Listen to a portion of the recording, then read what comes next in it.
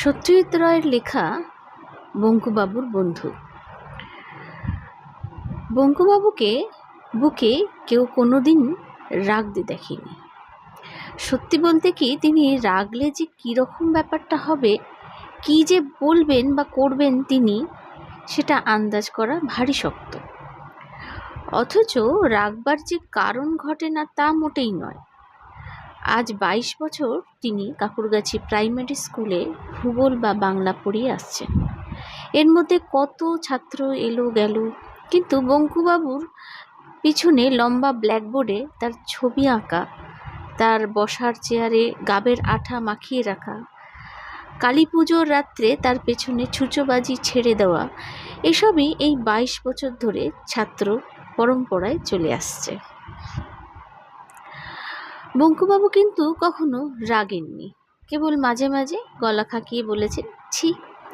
এর একটা কারণ অবশ্যই এই যে তিনি যদি রাগটা করে মাস্টারি ছেড়ে দেন, তো তার মতো গরিব লোকের পক্ষে এই বয়সে আর একটা মাস্টারি বা চাকরি খুঁজে পাওয়া খুবই শক্ত হবে।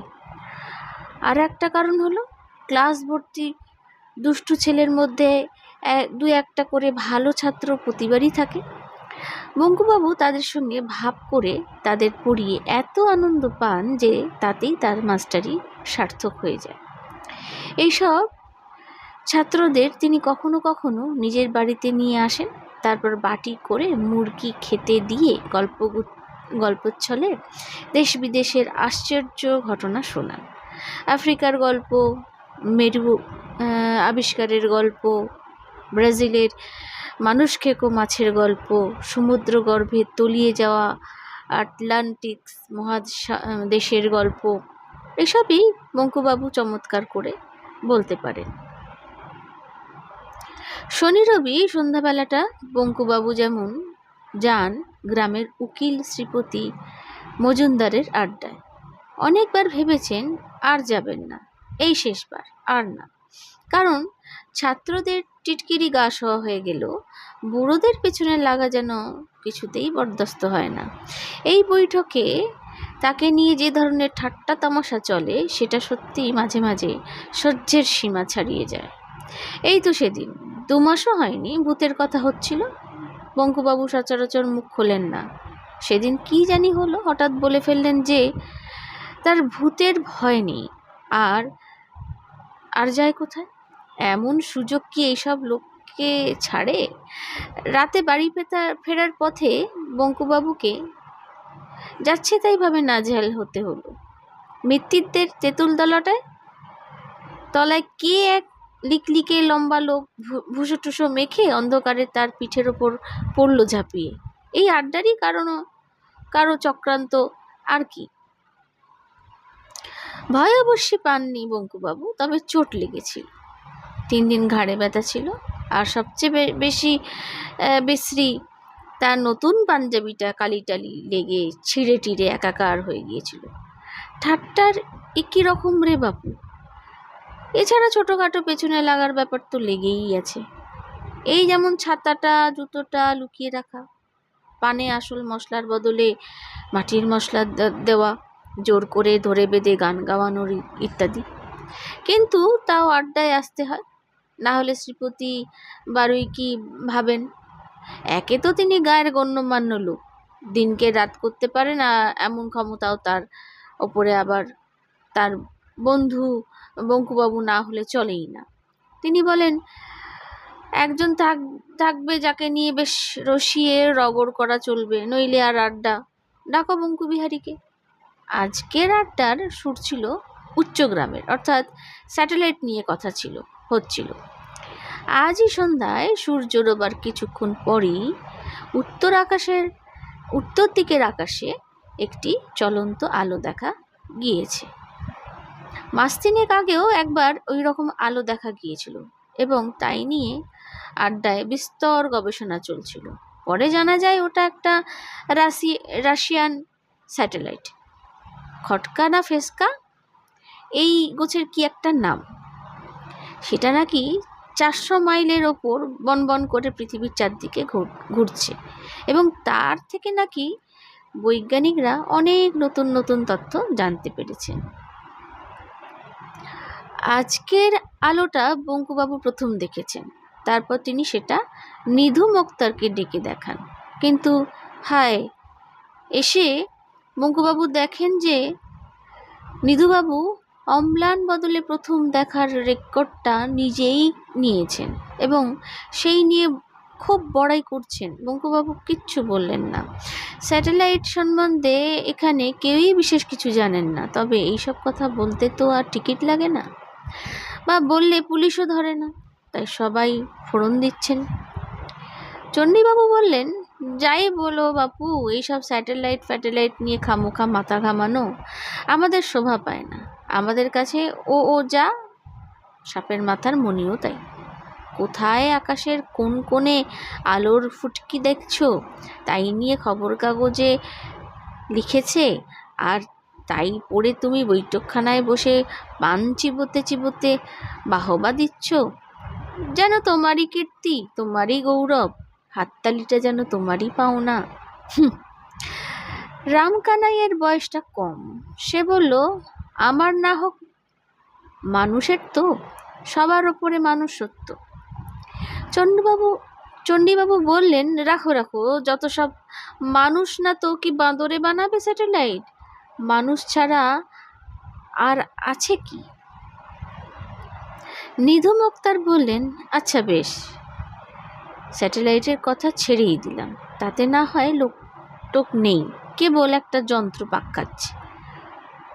তা সে তো লাট্টুও পাক খায়, সুইচ টিপলে পাখাও ঘোরে, যাকগে। কিন্তু রকেটের ব্যাপারটা তো নেহাতি ফেলনা নয় ভায়া।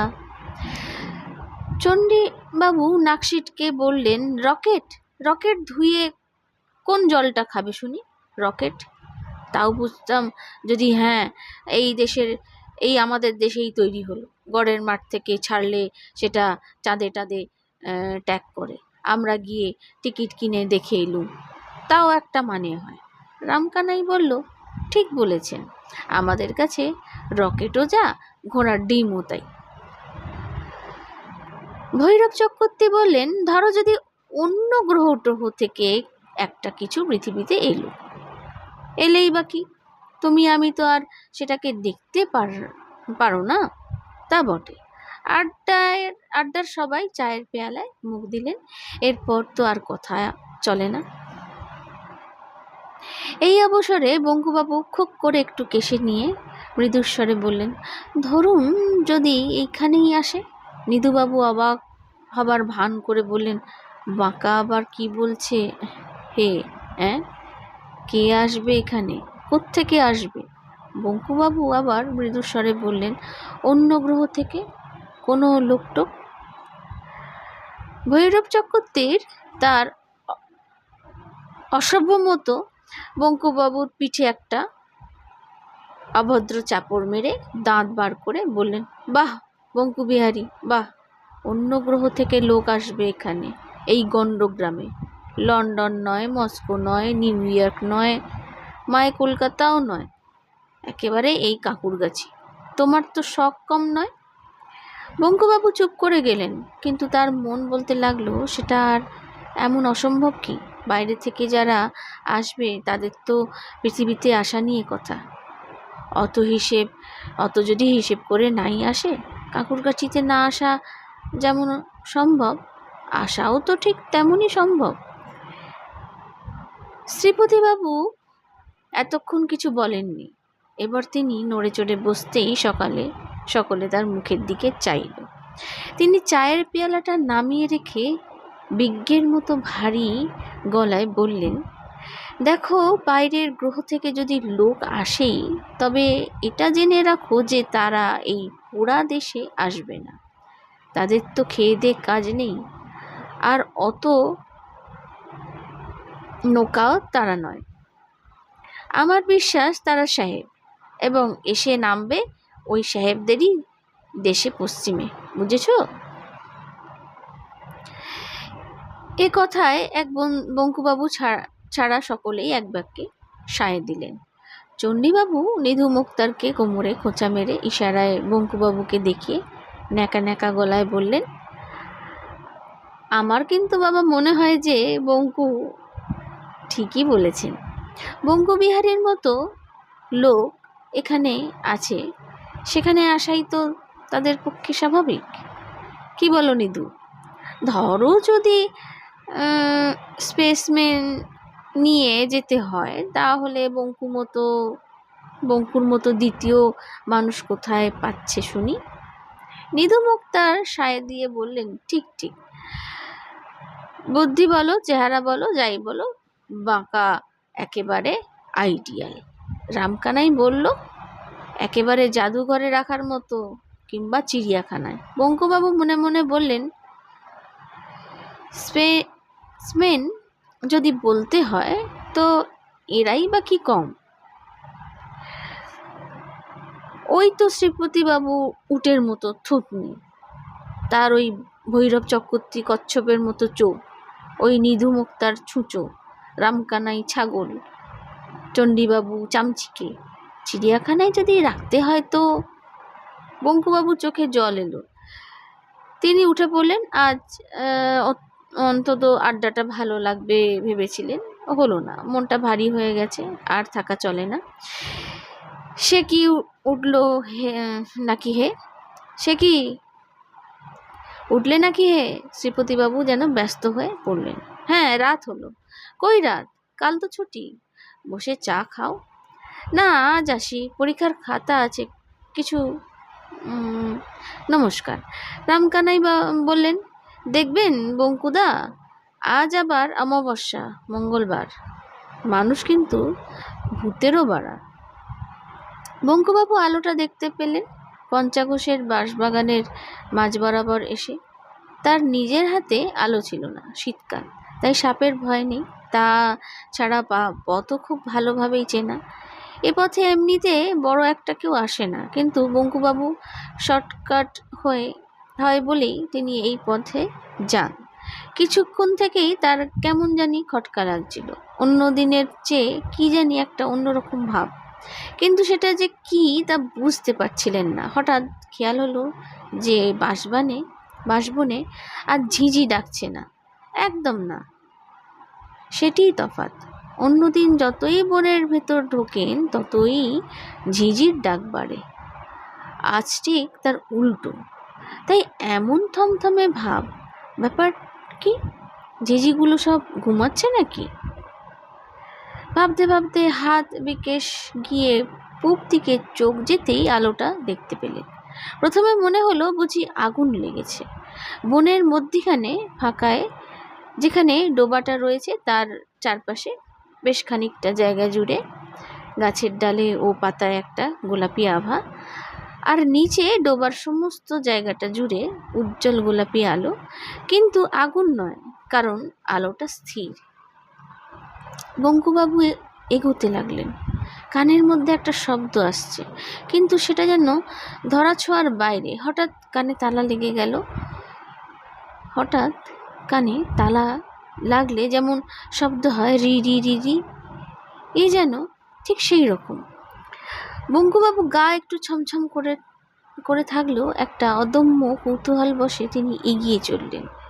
ডোবার থেকে 30 হাত দূরে বড় বাঁশঝাড়টা পেরোতেই তিনি জিনিসটা দেখতে পেলেন। একটা অতিকায় উপুর করা কাঁচের বাটির মতো জিনিস সমস্ত ডোবাকে আচ্ছাদন করে পড়ে আছে, এবং তার প্রায় স্বচ্ছ ছাউনির ভেতর থেকে একটা তীব্র অথচ স্নিগ্ধ গোলাপি আলো বিচ্ছুরিত হয়ে চারদিকের বনকে আলো করে দিয়েছে। এমন অদ্ভুত দৃশ্য বঙ্কুবাবু স্বপ্নেও কখনো দেখেননি। অবাক বিস্ময়ে কিছুক্ষণ চেয়ে থাকার পর বঙ্কুবাবু লক্ষ্য করলেন যে জিনিসটা স্থির হলেও যেন নির্জীব নয়। অল্প অল্প স্পন্দনের আভাস পাওয়া যাচ্ছে। নিঃশ্বাস প্রশ্বাসে মানুষের বুক যেমন ওঠে নামে, কাঁচের ঢিবিটাও তেমনি উঠছে নামছে।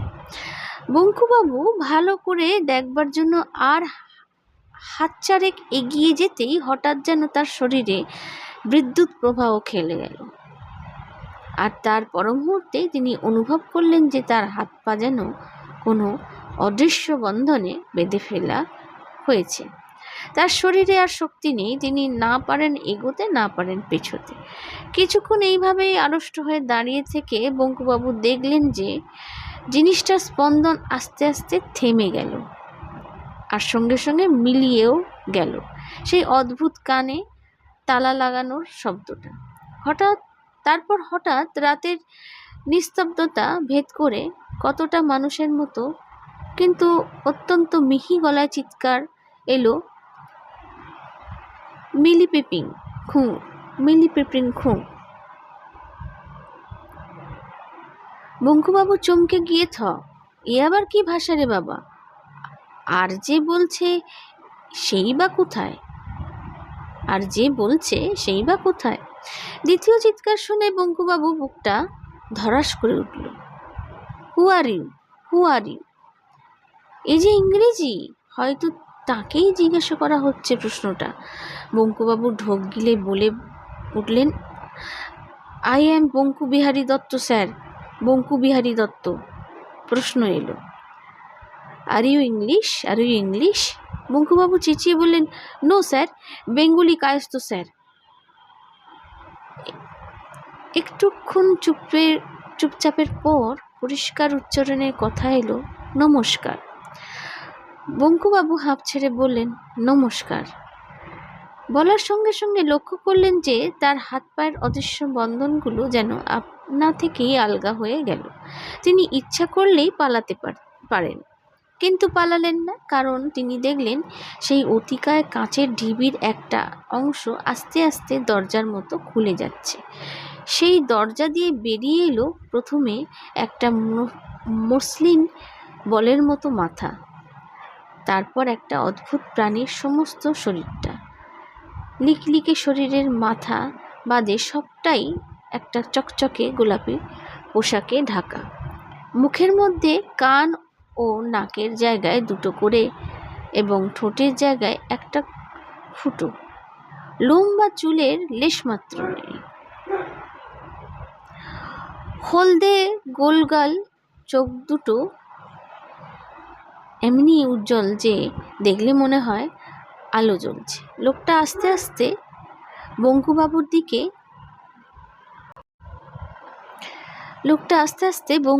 দিকে এগিয়ে এসে তার 3 হাত দূর থেকে তাকে এক দৃষ্টে দেখতে লাগলো। বঙ্কুবাবুর হাত দুটো আপনা থেকেই জোর হয়ে এলো। প্রায় 1 মিনিট দেখার পর লোকটা এই রকম বাঁশির মতো মিহি গলায় বলল, তুমি মানুষ? বঙ্কুবাবু বললেন, লোকটা বলল, এটা পৃথিবী? বঙ্কুবাবু বললেন, ঠিক ধরেছি, যন্ত্রপাতিগুলো গোলমাল করছে। যাবার কথা ছিল প্লুটোয়, একটা সন্দেহ ছিল মনে, তাই তোমাকে প্রথমে প্লুটোর ভাষায় প্রশ্ন করলাম। যখন দেখলাম তুমি উত্তর দিলে না, তখন বুঝতে পারলাম যে পৃথিবীতেই এসে পড়েছি। পণ্ডশ্রম হলো। ছি ছি ছি, এত দূরে এসে। আরেকবার এই রকম হয়েছিল, বুথে যেতে বৃহস্পতি গিয়ে পড়েছিলাম। একদিনের তফাৎ আর কি। হে হে হে।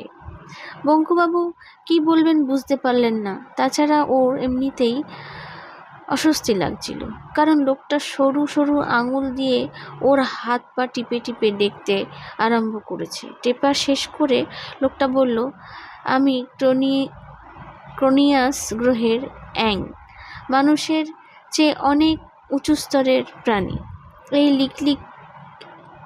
এই লিকলিকে 4 ফুট লোকটা মানুষের চেয়ে উঁচু স্তরের প্রাণী বললেই হলো। বঙ্কুবাবুর হাসি পেল। লোকটা কিন্তু আশ্চর্যভাবে বঙ্কুবাবুর মনের কথা বুঝে ফেলল। সে বলল, অবিশ্বাস করার কিছু নেই, প্রমাণ আছে। তুমি কটা ভাষা জানো?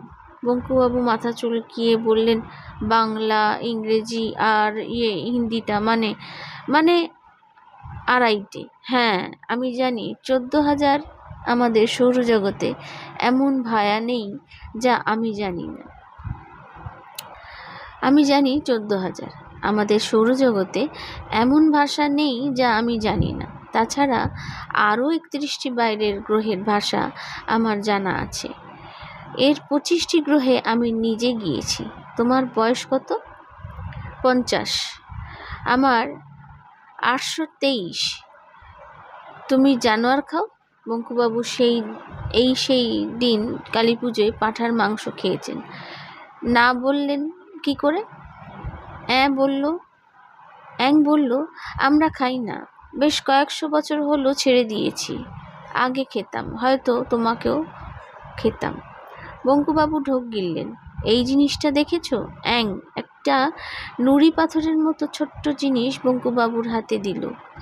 সেটা হাতে ঠেকতেই বঙ্কুবাবুর ধবাঙ্গে আবার একটা শিহরণ খেলে গেল যে তিনি তৎক্ষণাৎ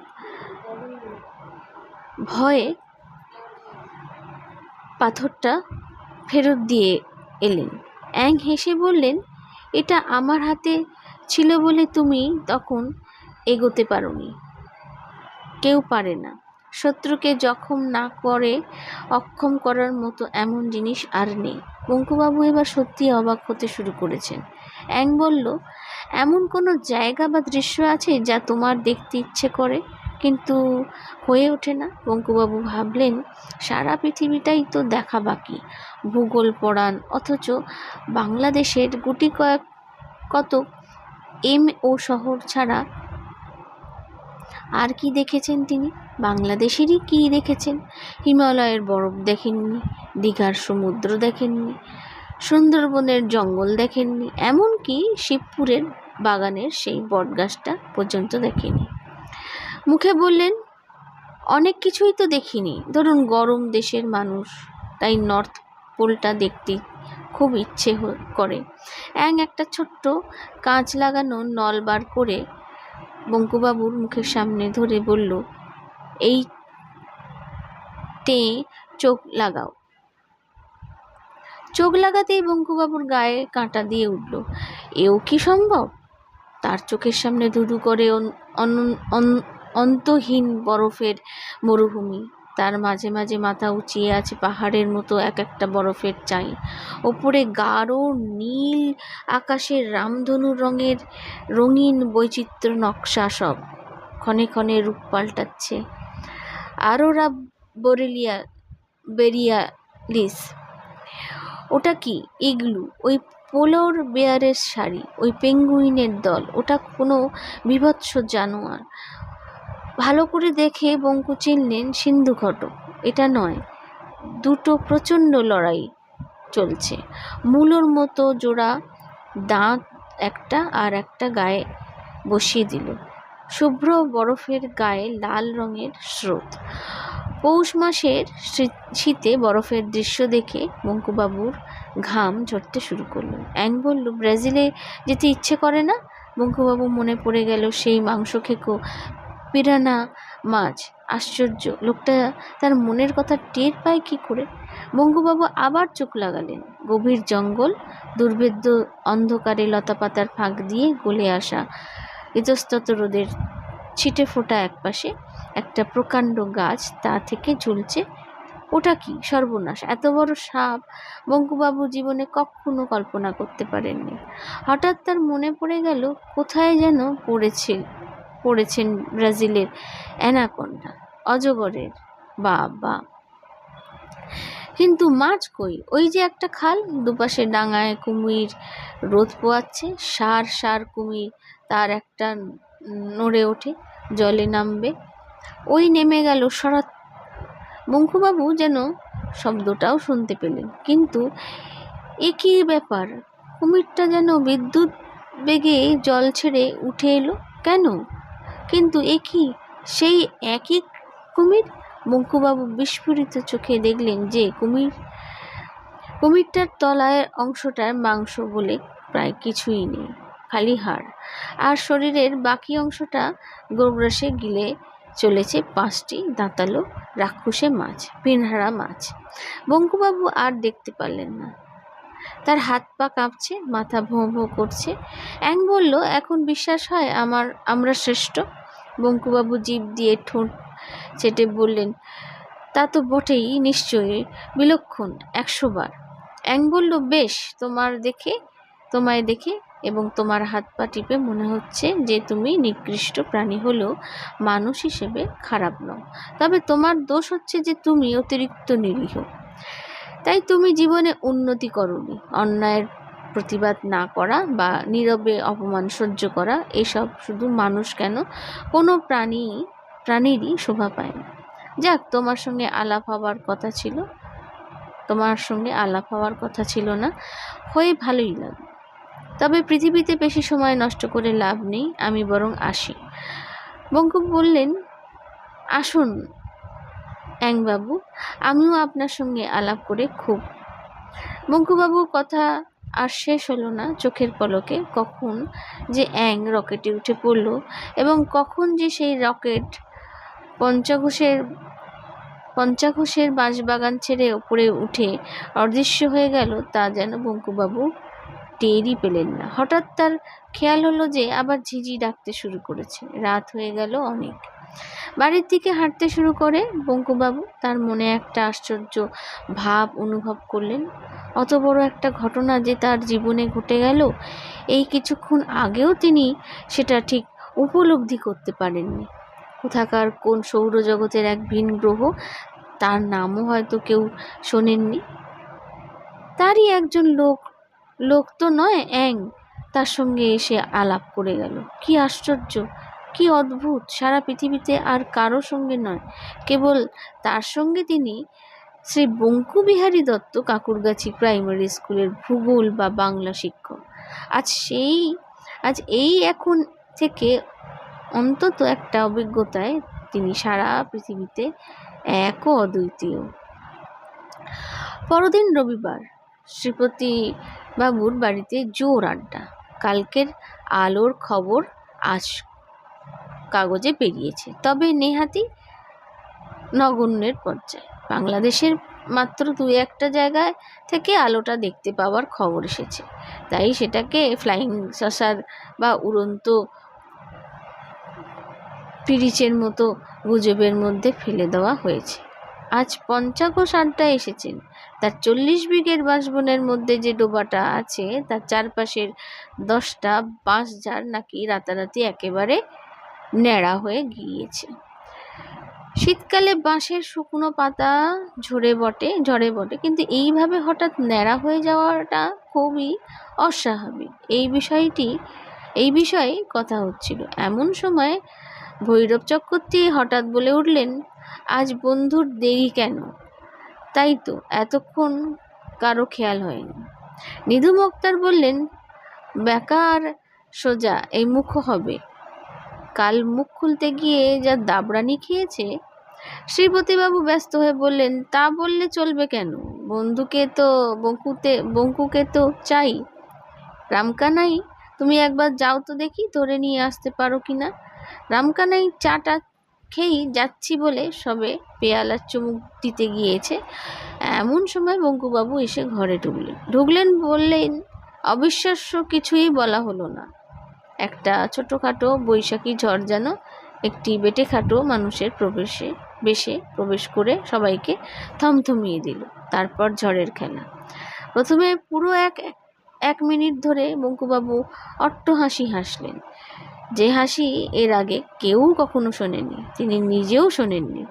তারপর হাসি থামিয়ে একটা প্রচণ্ড গলা খ্যাকরানি দিয়ে গম্ভীর গলায় বলতে শুরু করলেন, বন্ধুগণ, আমি অত্যন্ত আনন্দের সঙ্গে জানাচ্ছি যে আজ এই আড্ডায় আমার শেষ দিন। আপনাদের দলটি ছাড়ার আগে আমি কয়েকটি কথা আপনাদের বলে যেতে চাই এবং তাই আজ এখানে আসা। 1 নম্বর, সেটা সকলের সম্বন্ধেই খাটে। আপনারা সবাই বড় বাজে বকেন, যে বিষয় জানেন না সে বিষয়ে বেশি কথা বলেন, লোকে বোকা বলে। 2 নম্বর, এটা চণ্ডীবাবুকে বলেছি, আপনাদের বয়সের পরের ছাতা জুতো লুকিয়ে রাখা শুধু অন্যায় নয়, ছেলে মানুষই। দয়া করে আমার ছাতাটা ও খয়েরি ক্যামিসের জুতোটা কালকের মধ্যে আমার বাড়িতে পৌঁছে দেবেন। নিধুবাবু, আপনি যদি আমাকে বাঁকা বলে ডাকেন, তবে আপনাকে ছ্যাঁদা বলে ডাকবো। আপনাকে সেটাতেই মেনে নিতে হবে। আর শ্রীপতিবাবু, আপনি গণ্যমান্য লোক, আপনার সাহেবের প্রয়োজন হবে বই কি, কিন্তু জেনে রাখুন যে আজ থেকে আমি আর ও দলে নেই। যদি বলেন তো আমার পোষা হুলোটাকে পাঠিয়ে দিতে পারি, ভালো পা চাটতে পারে। ওহো, পঞ্চাননবাবু এসেছেন দেখছি, আপনাকেও খবরটা দিয়ে রাখি। কাল রাত্রে ক্রোনিসিয়াস গ্রহ থেকে একটি অ্যাং এসে আমার বাঁশবাগানের ডোবাটির মধ্যে নেমেছিল। আমার সঙ্গে তার আলাপ হয়েছে। লোকটি থুড়ি, অ্যাংটি ভারী ভালো।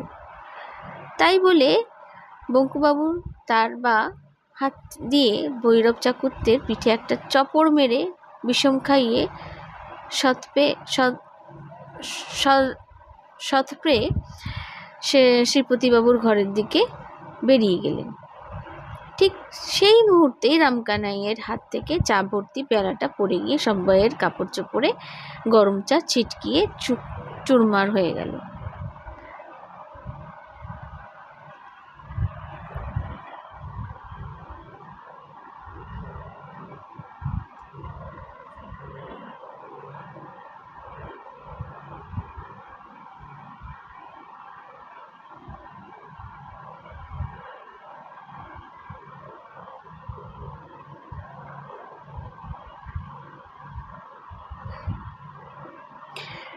গল্প পাঠে সংঘমিত্রা।